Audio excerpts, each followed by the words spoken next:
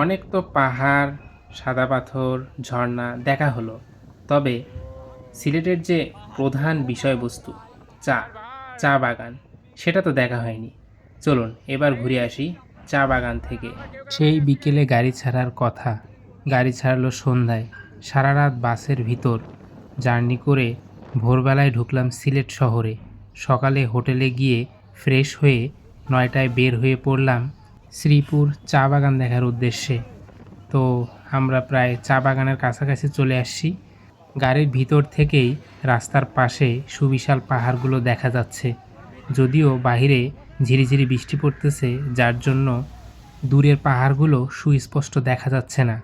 তো কথা বলতে বলতে আমরা চলে আসছি শ্রীপুর চা বাগান। শ্রীপুর চা বাগানের কাছাকাছি আসতেই নতুন বিপত্তির মুখে পড়ে গেলাম। দেখলাম যে বাইরে বৃষ্টি পড়তেছে। আমি তো ছাতা নিয়ে আসিনি, এখন বাইরে যাব কিভাবে, এটাই একটা চিন্তা মাথার ভিতর ঘুরঘুর করতেছিল। কিচ্ছুই করার নেই, এই বৃষ্টির ভিতরই নামতে হবে। তো সকলে দেখলাম যে নেমে যাচ্ছে, তো আমিও নামলাম।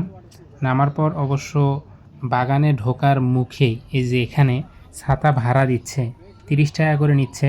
তো আমি আর আমার এক ফ্রেন্ড অনেক বলাবলি করে 20 টাকায় ঠিক করলাম। ভেতরে ঢুকতেই চক্ষু চড়ক গাছ, এত সুন্দর পরিবেশ। এর আগে কখনো এরকম পরিবেশ সামনাসামনি দেখিনি। যতটা দেখেছি পুরোই মোবাইলে, এই প্রথম স্বচক্ষে দেখে নিজের মনে আলাদা রকমের একটা অনুভূতি কাজ করতেছিল। এই সব দৃশ্য মোবাইলে দেখতে যতটা না সুন্দর, খালি চোখে দেখতে আরও বেশি সুন্দর। যারা গিয়েছেন তারা অবশ্যই বলতে পারবেন। তো ছাতা হাতে নিয়েই এই গুড়ি গুড়ি বৃষ্টির ভিতরেই সামনের দিকে আগাচ্ছিলাম। কিছু দূর যাইতেই বৃষ্টি থেমে গেল। কেন ভাই, এখন বৃষ্টিটা কেন থামা লাগবে? আর একটু আগেই থাম, তাহলে তো টাকা দিয়ে আর ছাতাটা কেনা লাগতো না। যদিও এখানে টাকাটা বিষয় না, সমস্যা হচ্ছে এই ছাতাটা এখন হাতে করে নিয়ে ঘুরতে হবে। যেহেতু এখান থেকে বের হওয়ার সময় ছাতাটা আবার জমা দিতে হবে, সেহেতু ছাতাটা সাথে না নিয়ে ঘুরলে যদি হারায় যায় তাহলে জরিমানা দিতে হবে। এটা আর একটা ভেজাল।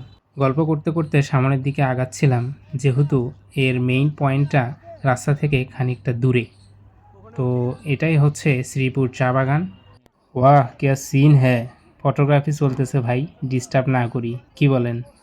শ্রীপুর চা বাগান বাংলাদেশের সিলেট জেলার জৈন্তাপুর উপজেলার জৈন্তাপুর ইউনিয়নে বাংলাদেশ ভারত সীমান্ত ও ভারতের মেঘালয় পাহাড়ের পাদদেশে অবস্থিত একটি সুন্দর পর্যটন কেন্দ্র।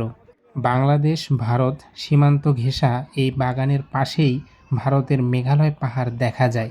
শ্রীপুর চা বাগান দেখা শেষে আমরা চলে এসেছি মালনীছড়া চা বাগান, সিলেট। সিলেটের বিমানবন্দর সড়কে অবস্থিত মালনীছড়া চা বাগান হল উপমহাদেশ এবং বাংলাদেশের সর্ববৃহৎ ও বৃহত্তম প্রতিষ্ঠিত চা বাগান। সত্যি বলতে এখানকার ভিউটা আসলে অনেক সুন্দর, আর পরিবেশটাও অনেক নিরিবিলি। আর এটাই হচ্ছে চা বাগান। কিন্তু দুঃখের বিষয়, আমরা চা বাগানের ভেতরে ঢুকতে পারিনি। চা বাগানের ভেতরে শ্রমিকরা কাজ করতেছিল এবং আমরা সংখ্যায় অনেক ছিলাম, সেজন্যই মূলত আমাদের ভেতরে ঢুকতে দেওয়া হয়নি। যদিও রাস্তার পাশ থেকে অনেক ভালোভাবেই এর পরিবেশটাকে দেখা যাচ্ছে। এটাই হচ্ছে চা পাতার গাছ। আর সিলেটে গেছি চা পাতা তুলব না তা তো হয় না, যদিও কয়েকটা তুলছি, বেশি তুলি নাই। যেহেতু এগুলো তুলে কোনো লাভ নেই, অযথায় নষ্ট, তাই বেশি তুলি নাই। দুই একটা তুলে এমনি দেখলাম যে কেমন চা পাতা দেখতে। আরও ভালো লাগতো যদি এই মালনীছড়া চা বাগানের ভেতরে ঢুকতে পারতাম, কিন্তু যেহেতু ভেতরে ঢোকা নিষেধ, তাই বাইরে থেকেই যতটুকু দেখা যায় ততটুকু দেখে আমরা পরবর্তী যে গন্তব্যস্থান সেখানে যাওয়ার উদ্দেশ্যে রওনা হলাম। আর দূরে একজন শ্রমিককে দেখলাম চা পাতা তুলছে, দেখে অবশ্য ভালোই লাগতেছিল।